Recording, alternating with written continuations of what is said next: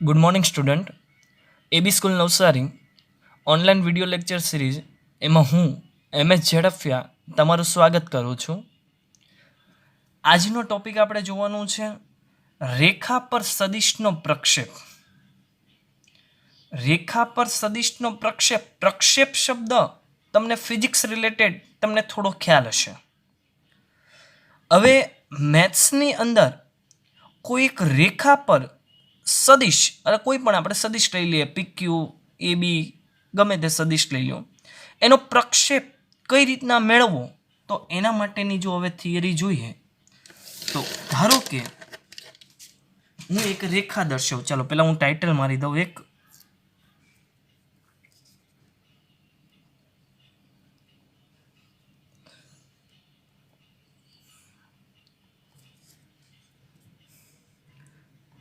રેખા પર સદિશનો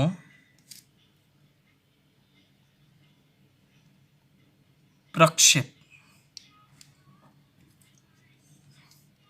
ધારો કે આપણી પાસે એક રેખા છે. રેખાને નામ આપી દઈએ L. ફોર એક્ઝામ્પલ આ એક રેખા છે, આ એક રેખા L છે. હવે એક સદિશ લઈ લઈએ. એ સદિશ અત્યારે હું ફોર એક્ઝામ્પલ ધારણા કરું છું, એ સદિશ અત્યારે કોઈ આવો છે. આ એક સદિશ છે.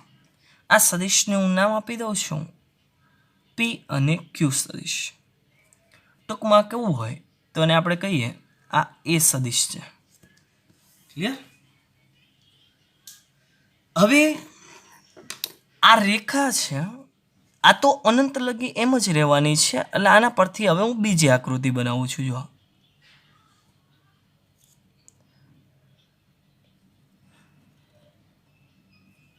આ રેખા L, એની દિશા પણ આપણે આપી દીધી છે. હવે આ જે PQ આપણી પાસે સદિશ છે એનું માન અને દિશા બદલ્યા વગર એવી રીતના સ્થાનાંતર હું કરું કે આ જે પ્રારંભ બિંદુ છે એ આ રેખા પર આવી જાય. એટલે અત્યારે હું અહીંયા સમજવા ખાતર દર્શાવું આવી રીતના બન્યું.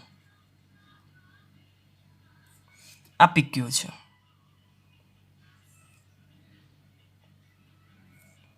સદિશ કહીએ તો એ સદિશ. ક્લિયર? જોજો હવે હું એક ધારણા કરી દઉં છું. એક ધારણા કરીએ આપણે કે ધારો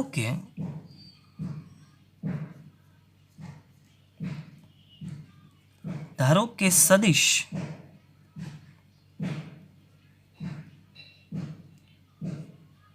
PQ એ L દ્વારા દર્શાવતી એક રેખા સાથે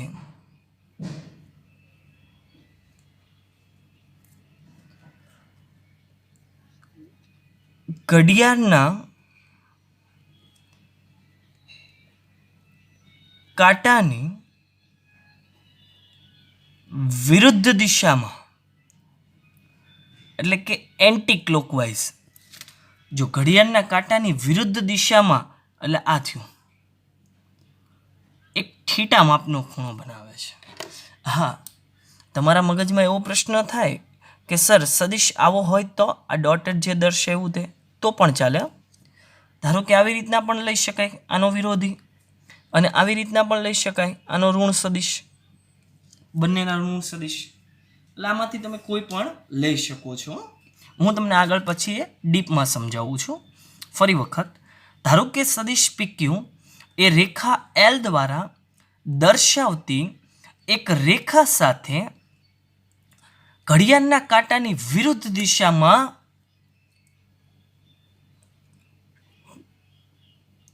થીટા ખૂણો બનાવે.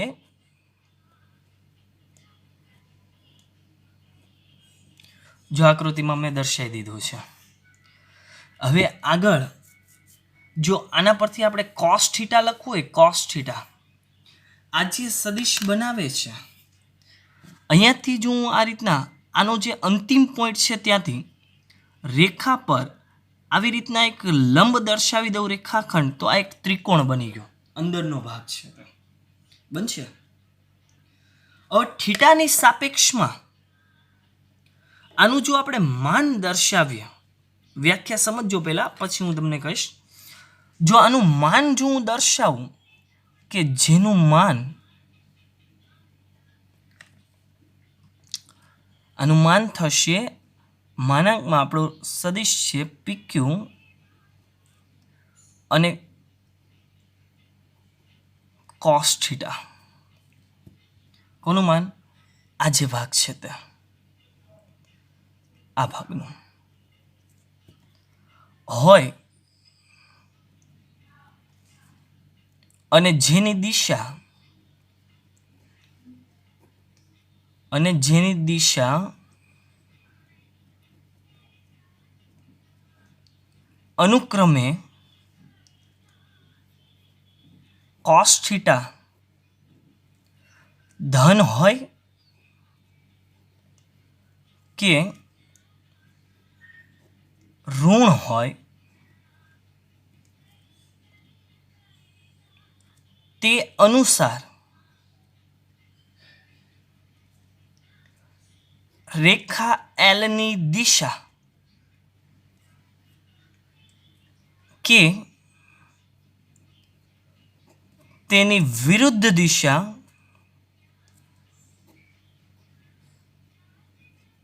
હોય તેવા સદિશને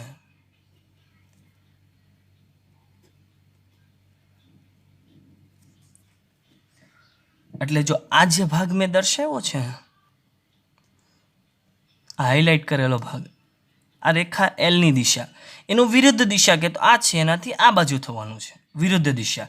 આને નામ આપું છું નવો સદિશ. ધારો કે હું પી સદિશ આપી દઉં છું અને એનું અંત્ય બિંદુ છે એને હું આર નામ આપી દઉં. તેવા સદિશને એટલે કે પી ને સદિશ પીક્યુ નો એલ રેખા પર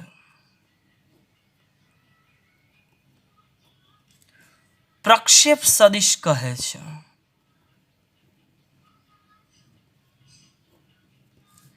અને બીજું પોઈન્ટ, તેના માન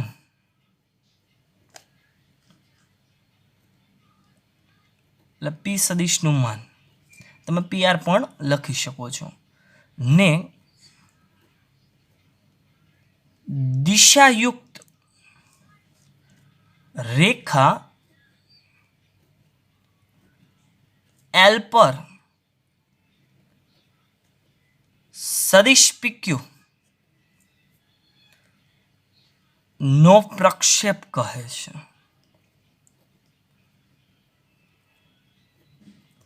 આ એની વ્યાખ્યા હતી. આ જે વ્યાખ્યા આપણે લખીએ, આકૃતિ દર્શાવી, એના પરથી આમે માન ને એવું કઈ રીતના લખ્યું એ વધારે આપણને ખ્યાલ આવ્યો નહીં. હું તમને વિદ્યાર્થી મિત્રો, હું તમને ચાર સ્ટેપ સમજાવીશ. આવો સદિશ હોય તો આ સદિશ, આ સદિશ, આ સદિશ, એટલે મનમાં કોઈ કન્ફ્યુઝન રહે નહીં. આમાં 2 પોઈન્ટ ખાસ ધ્યાન રાખજો કે એક્ઝામમાં પ્રક્ષેપ સદિશ પૂછાય છે અને એક ખાલી પ્રક્ષેપ પૂછાય છે. બંનેના સૂત્રમાં થોડો ડિફરન્સ રહેશે, જે હું તમને સાબિત કરીને બતાવી દઈશ પહેલાં, અને પછી તમારે ડાયરેક્ટ એના સૂત્ર યાદ રાખી લેવાના છે. ક્લિયર? હવે જો આપણે સાબિત કરવા જઈ રહ્યા છે, આજે મેં આકૃતિ દર્શાવી એના મુજબ જો આપણે લખીએ તો આમ એક અક્ષ દર્શાવી દીધા. ચરણ વાઇઝ લખું તો આ 0, આ 90, 180, 270 એન્ડ 360. એટલે ચાર ચરણમાં આપણી પાસે સદિશ હોય એવું મેં દર્શાવી દીધું છે. જો આ ક્લિયર દેખાશે. હવે જીરોનો ખૂણો 90, 180, 270. ક્લિયર? હવે હું તમને સાબિત કરીને બતાવું છું જો આ શું કહેવા માંગે છે. આ જે હું લખું છું વ્યાખ્યા મેં લખી છે એ શું કહેવા માંગે છે આપણને તે. તો એનો હવે હું પહેલો પોઈન્ટ લખું. 1 નંબર પહેલો પોઈન્ટમાં આપણે પહેલા ચરણની વાત કરીએ તો 0 less than theta less than 90. અચ્છા, જો આમાં હું તમને સાબિત કરીને બતાવું છું કઈ રીતના આવે છે તે. હવે જો આની આકૃતિ પાછી હું દર્શાવી દઉં, બધાની જ આકૃતિ દર્શાવી દઈશ ફરી વખત. આની જો હું આકૃતિ દર્શાવું, આ રેખા એલ છે, આના પરનો કોઈ સદિશ અલેગા ઉપર દર્શાવ્યું એની જ આકૃતિ રહેવાની છે પીક્યુ. અહીંયાથી અંતિમ પોઈન્ટથી આપણે લંબ દર્શાવીએ રેખા એલ સુધી, તો આ જે ભાગ મળે એને આપણે પ્રક્ષેપ કહેતા હતા. આને હું પી નામ આપતો હતો, આ પોઈન્ટને આર કીધું હતું અને આ સદિશને આપણે એ એવું ધારણા કરી લીધી હતી. આના વચ્ચેનો ખૂણો છે, આના વચ્ચેનો ખૂણો એ થીટા છે અત્યારે, અને આ આપણે લઈ લઈએ કોઈ પોઈન્ટ છે, આ 90 થઈ ગયું. જો આ 0 અને 90 આના વચ્ચે આવું કોઈ સદિશ છે. ક્લિયર? હવે જો હું અહીંયા દર્શાવું તો આની અંદર કોસ થીટા છે, તો કોસ થીટા લાવવા માટે શું કહેવાય? આપણે એ તો આગળના બધા ધોરણથી 9મા ધોરણથી આપણને આવડે છે. કોસ થીટાનું સૂત્ર મૂકીએ તો કોસ થીટા, કોસ એટલે પાસેની બાજુ, એટલે પી આર બાજુઓ સદિશ નહીં, અને છેદમાં કર્ણ એટલે કે પીક્યુ થશે આવું. હવે હું પીઆર ને ધારો કે કરતા બનાવું તો પીક્યુ નો ક્રોસ ગુણાકાર થયો, પીઆર બરાબર PQ into cos theta. Okay, હવે જો હું બંને બાજુ માન લઉં છું, બંને બાજુ શું લઈ લઉં છું? માન. બંને બાજુ માન એટલે માનાંક લઈ લઈએ. તો અહીંયા બની ગયું આપણી પાસે, આ માનાંક એટલા માટે લઉં છું કેમ કે જે સદિશ છે આપણી પાસે પીઆર, એનું માનાંક લઉં તો એનું મૂલ્ય મળે. મૂલ્ય એક શું હોય? પીઆર. તો એ જ રીતના અહીંયા શું રહેશે? પીક્યુ. અને એ જ રીતના અહીંયા શું રહેશે? Cos theta. હવે વ્યાખ્યા મારા ખ્યાલે તમને સમજણ આવી હોય એટલે મેં અહીંયા લખ્યું હતું કે આવો એક સદિશ દર્શાવવાનો. ધારો કે સદિશ પીક્યુ એ રેખા એલ દ્વારા દર્શાવતી એક રેખા સાથે ઘડિયાળના કાંટાની વિરુદ્ધ દિશામાં થીટા માપનો ખૂણો બનાવે. જો આવી રીતના, જેનું માન એટલે આ માન કોનું? પીઆરનું. મેં દર્શાવ્યું તો તમને આજે હાઇલાઇટ કરી છે તે હોય, અને જેની દિશા અનુક્રમે કોસ થીટા ધન હોય કે ઋણ હોય. જો ધન અને ઋણ એટલે એ ચરણ વાઇઝ છે. પહેલા ચરણમાં કોસ ધન હોય, બીજા અને ત્રીજામાં ઋણ હોય, અને ચોથામાં ધન હોય. હું તમને 4 ચરણ બતાવીશ અત્યારે તો સાબિત કરીને તો અનુસાર એલની દિશા એટલે આ એલની દિશા કે તેની વિરુદ્ધ દિશા એટલે આની વિરુદ્ધ દિશા, જો આમાં તેવા સદિશ પીને એટલે આ જે પી છે ક્યાં તો આ રીતના હશે ક્યાં તો આ રીતના, તમે કોઈ પણ ચરણમાં લઈ શકો ને. પીક્યુનો એટલે આ પીક્યુનો રેખા એલ પરનો શું કહેવાય? પ્રક્ષેપ સદિશ. આ સદિશ અને એનું માન લઈ લઉં તો સદિશ નહીં પણ એક મૂલ્ય મળે તો એને શું કહેવાય? પ્રક્ષેપ કહેવાય. ખાલી પ્રક્ષેપ કહેવાય. હવે વ્યાખ્યા તમને 100% સમજાઈ ગઈ હશે. હવે હું તમને સાબિત કરીને બતાવી રહ્યો છું કે આપણે કઈ રીતના લખવાનું છે તે. હવે આના પરથી જો ઉપરના આકૃતિ પરથી આપણે લખી દઈએ તો પીઆર એટલે આપણો સદિશ શું કહેવાય? ખાલી પી. ચાલો, પીક્યુ એટલે સદિશ શું કહેવાય? એ. આ કોસ થીટા તો એમ જ છે. ક્લિયર? એટલે આ જે થયું એનું માન આવ્યું. જો આ માન. હવે માનને ધારો કે મારે કેન્સલ કરવું હોય, માનને મારે કેન્સલ કરવું હોય તો હું આવી રીતના લખું છું.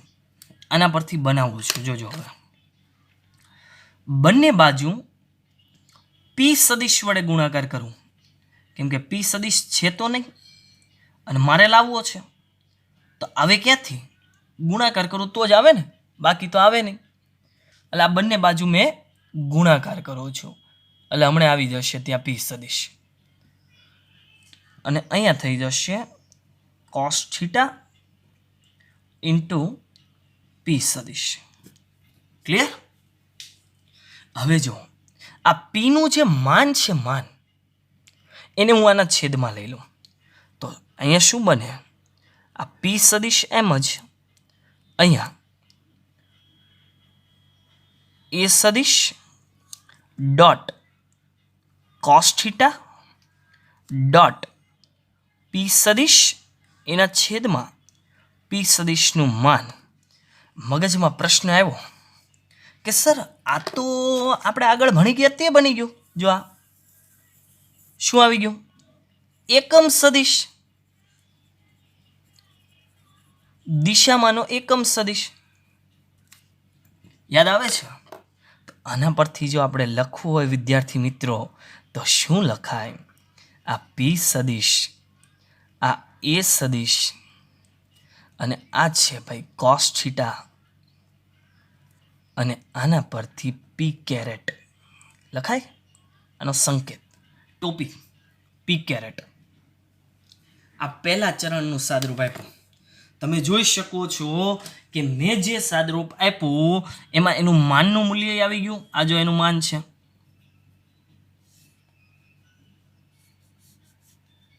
અને આ એ સદિશ પોતે આવી ગયો.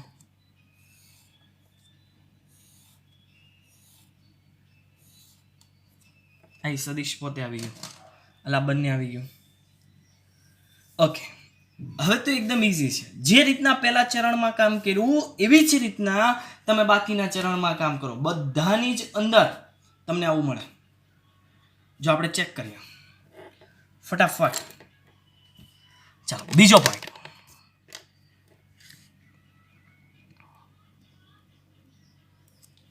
હવે આપણે ખૂણો લેવાનો છે 90 થી 180. આના વચ્ચે લઈએ.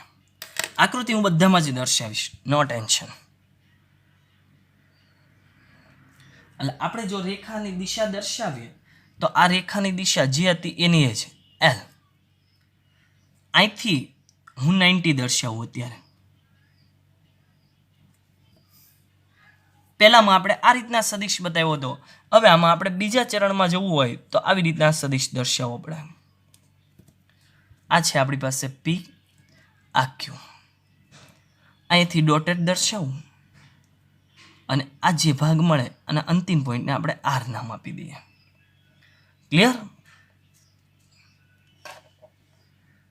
આ સદિશ તો આપણી પાસે પી, આ સદિશ તો આપણી પાસે એ, અને આ છે બંને વચ્ચેનો ખૂણો થીટા. જોઈ લો આકૃતિ. બીજા ચરણમાં ખાલી લઈ લીધી. કામ તો એ જ કરવાનું છે.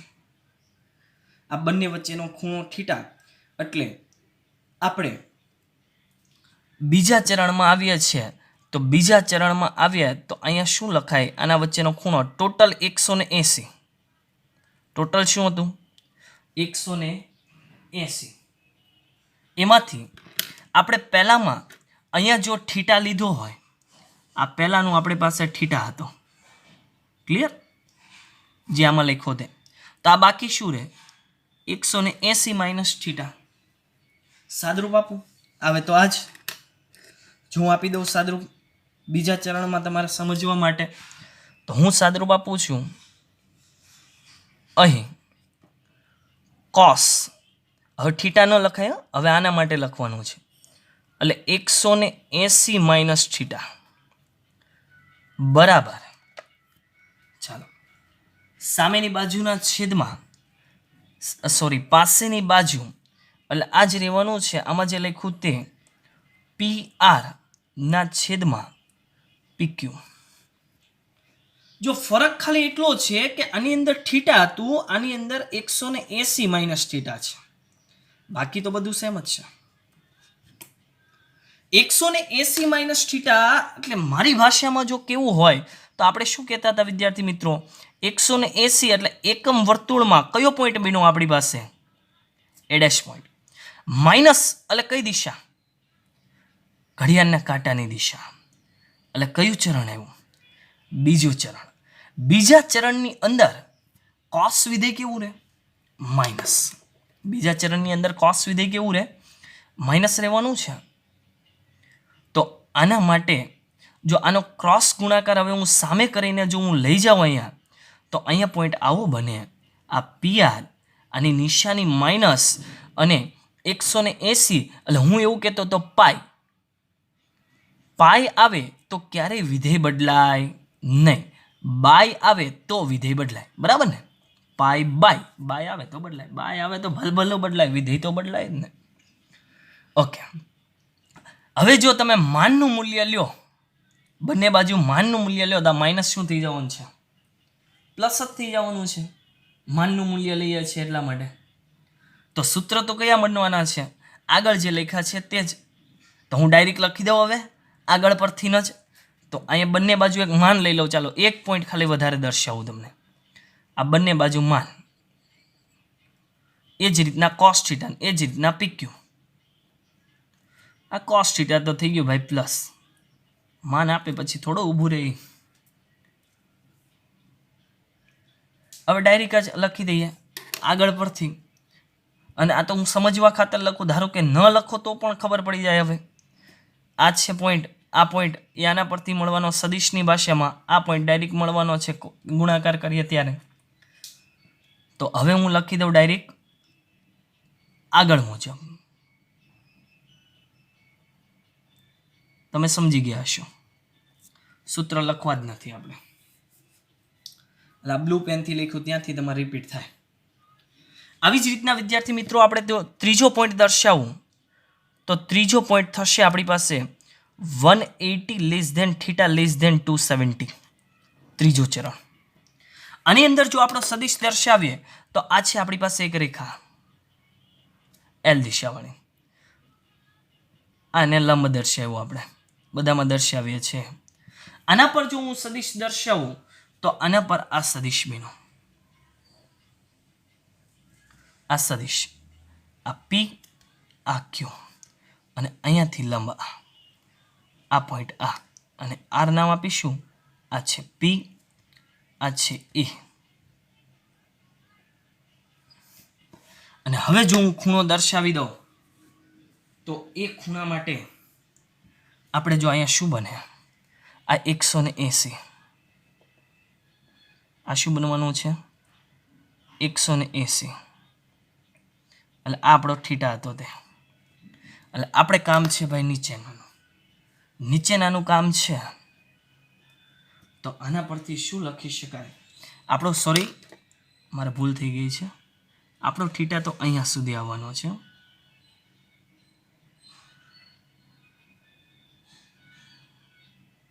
આવી જ રીતના આ પોઈન્ટ પણ મારે અહીંયા ભૂલ થઈ ગઈ તમને કેવું. આપણો તો આ રીતના થીટા રહેવાનો છે જે સદિશ છે ત્યાં સુધી જ. અને એમાંથી એ સદિશનો ખૂણો આમાં સદિશ અહીંયા છે, આ થીટા છે આખો.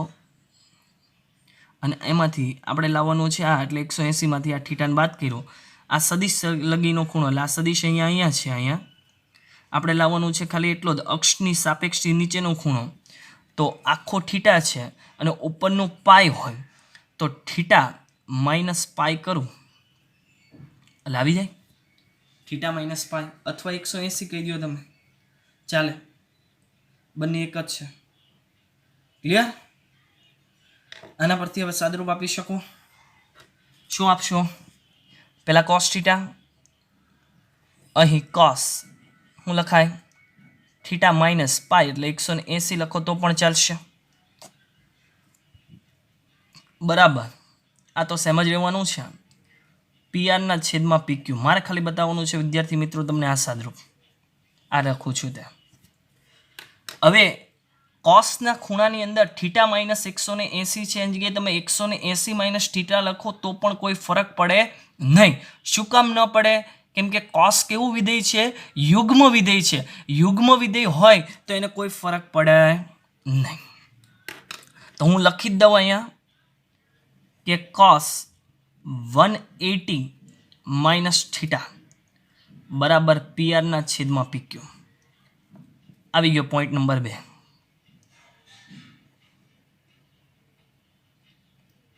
આગળ મુજબ એટલે શું? Point number 2.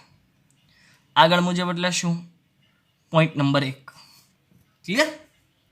હવે તો સમજાવવાનું જ નથી ને, તો સેમ ટુ સેમ જ બધું બનવાનું છે. હવે ચાલો નેક્સ્ટ આગળ 4 નંબર અને છેલ્લું ચરણ કે 272 360.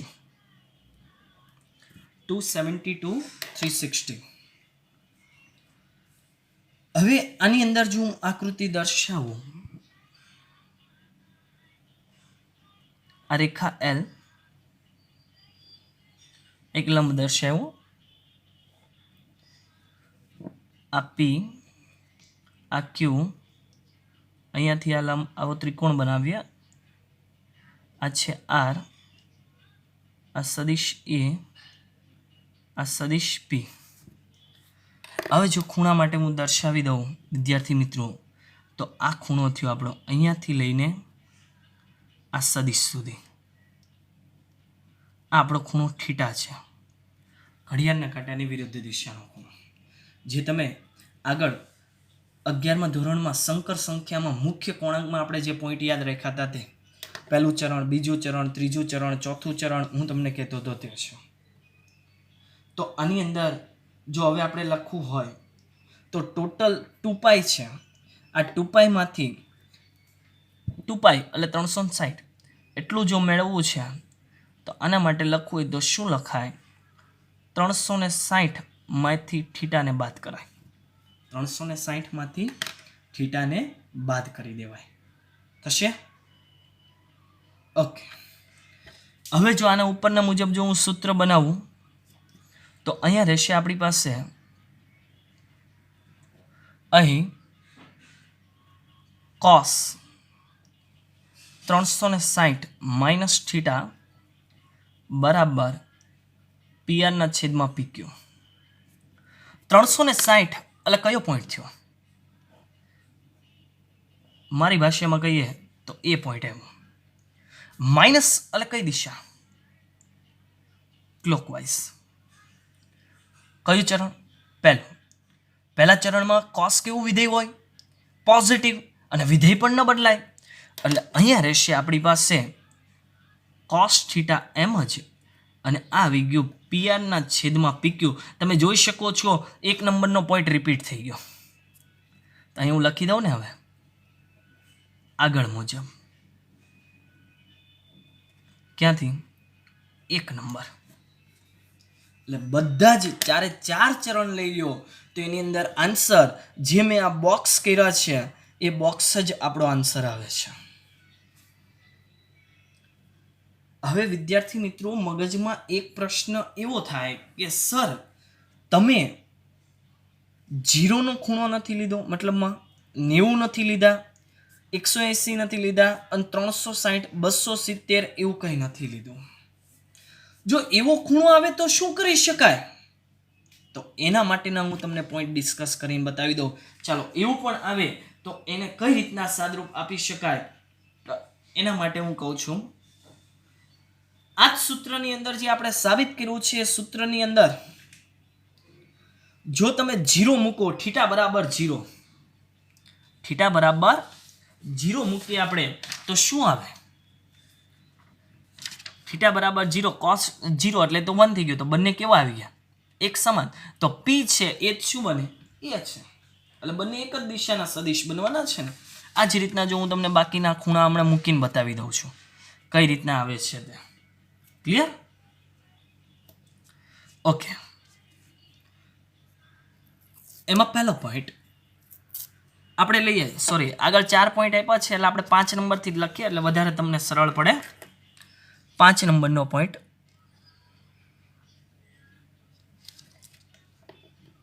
5 નંબર, થીટા બરાબર 0. થીટા બરાબર 0 એટલે આપણું સૂત્ર એવું બનતું હતું કે ભાઈ પી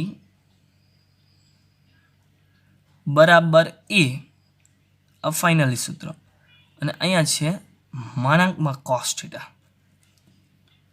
જો થીટા બરાબર 0 મૂકું તો અહીંયા શું બને,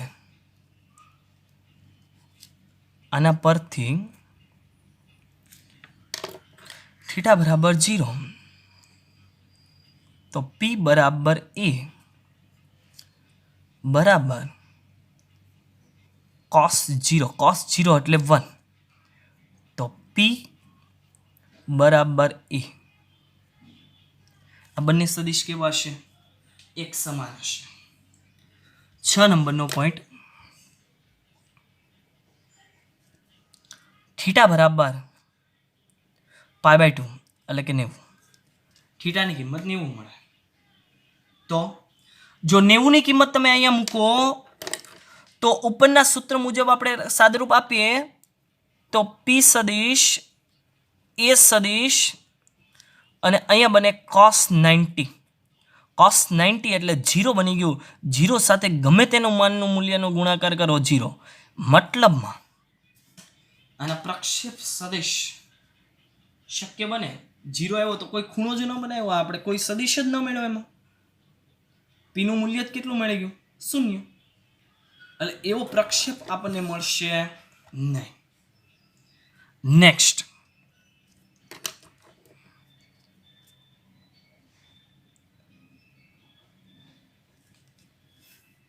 છ નંબર. હવે થીટા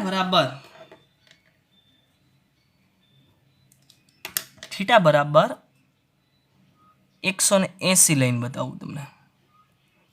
એ તો ઉપરની પ્રોસેસ હવે રિપીટ થઈ ગઈ, તમને ખ્યાલ જ આવી ગયો છે. હવે આ પી સદિશ છે, એ સદિશ છે, અને cos 180 એટલે -1 નું માન છે એટલે એ તો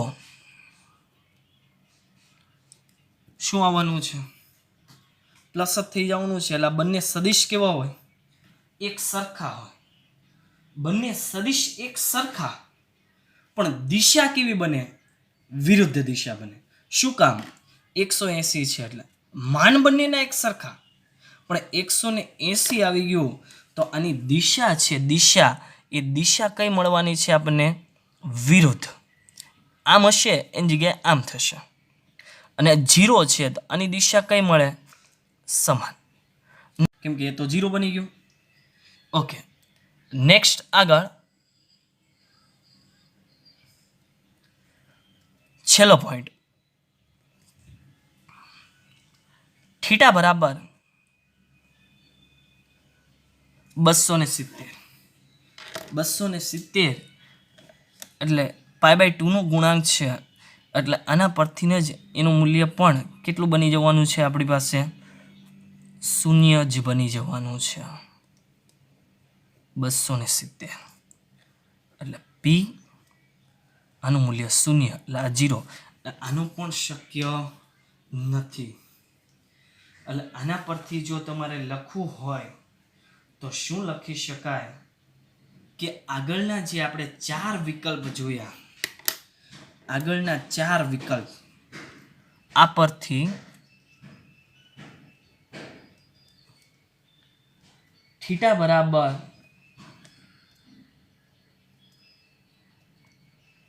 0 હોય, પછી 90 હોય, 180 હોય કે 270 હોય. 360 એટલે એ તો 0 થઈ ગયો ને.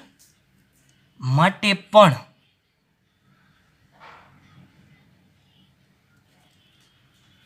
આપણે જે સદિશ લેખાતા તે કયો સદિશ,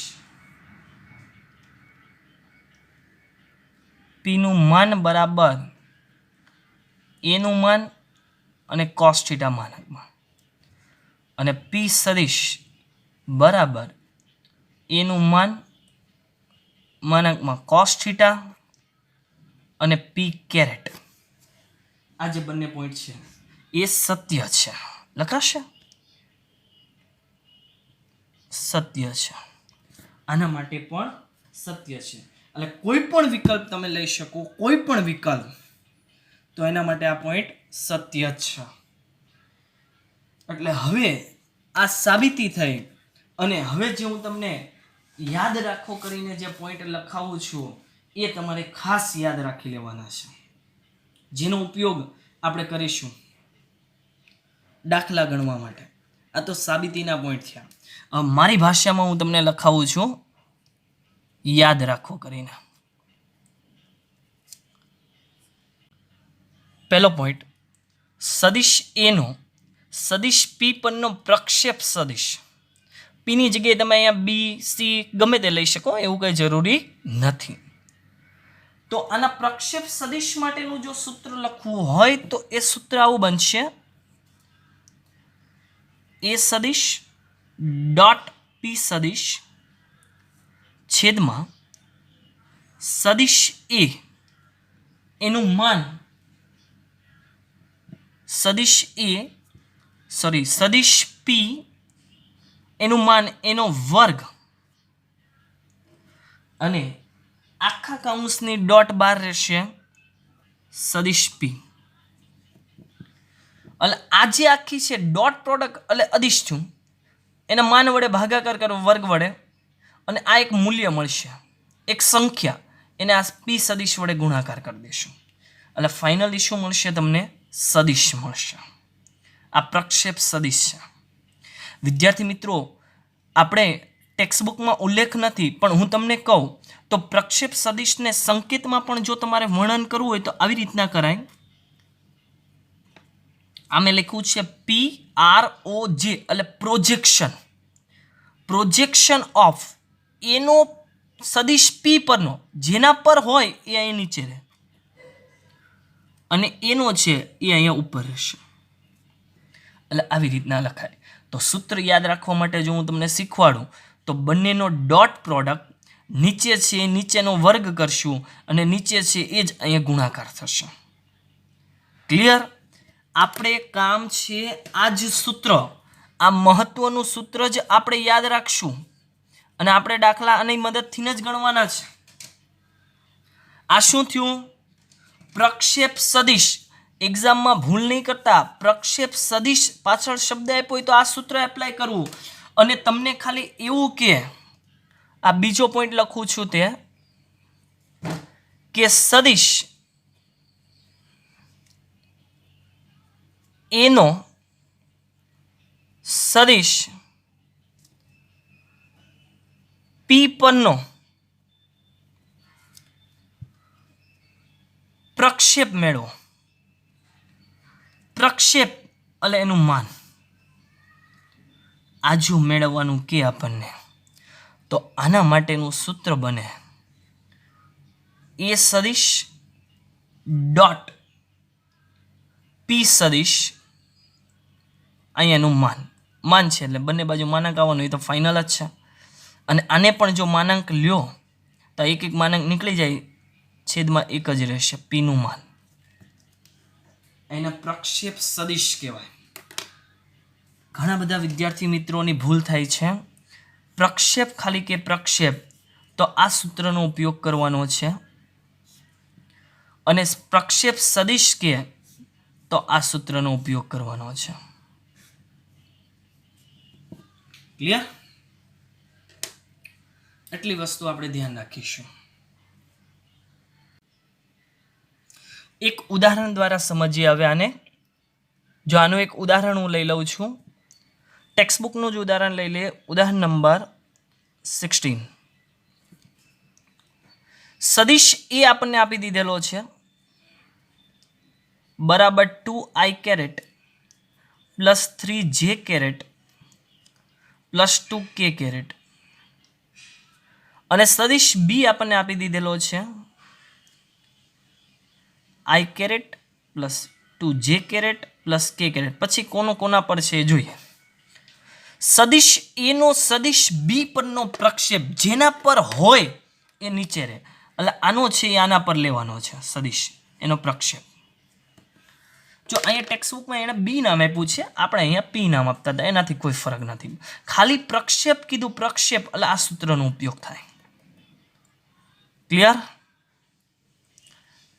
એટલે આના પરથી આપણે લખશું કે તેથી સદિશ એ નો સદિશ બી પરનો પ્રક્ષેપ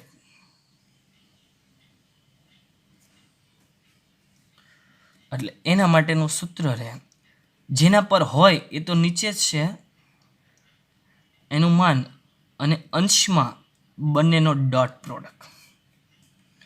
હવે ટેક્સ્ટબુકના સૂત્રમાં અહીંયા માનાંક નથી, તો આપણે અહીંયા માનાંક લખવું પડશે, તો આ એનો પ્રક્ષેપ મળશે.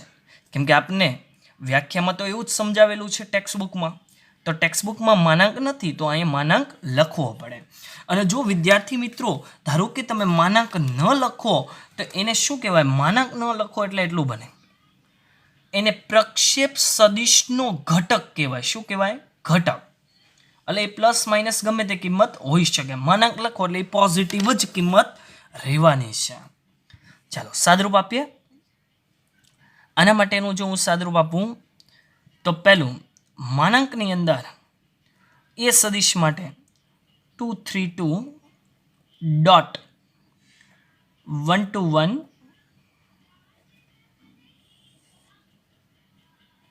અને બીનું માન છે, એટલે બી માટે માન લઈએ તો 1 નો વર્ગ 1, 2 નો વર્ગ 4 અને 1 નો વર્ગ 1. અંશનું સાદરૂપ આપી દઉં તો અંશના સાદરૂપમાં કરો ગુણાકાર, 2 અને 1 એટલે 2, 3 અને 2 એટલે કે 6, 2 અને 1 એટલે કે 2 અને છેદમાં વર્ગમૂળમાં 6. તો અંશનું સાદરૂપ એટલે કે 10, અંશનું સાદરૂપ એટલે કે 10 અને છેદનું જો હું સાદરૂપ આપું તો વર્ગમૂળમાં 6.